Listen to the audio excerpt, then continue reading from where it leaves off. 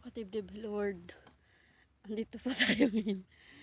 Naalangan ko ba? Naalangan. Ano nga sa Tagalog yung alangan? Parang naano ko na naalangan. Wait lang. Naalangan. Wait lang. Isipin ko muna kung ano sa Tagalog yung naalangan. Dahil hindi ko alam ang naalangan. Ano na lang. Ano lang dito? Naalangan. Ano na lang, inabutan, ayan, inabutan ako ng sama ng sama ng loob dito.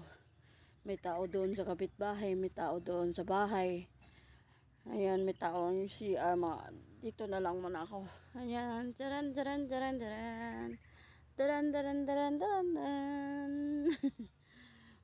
Woo, diba?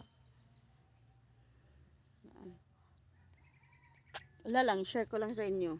Pasintabi sa lahat ng kumakain.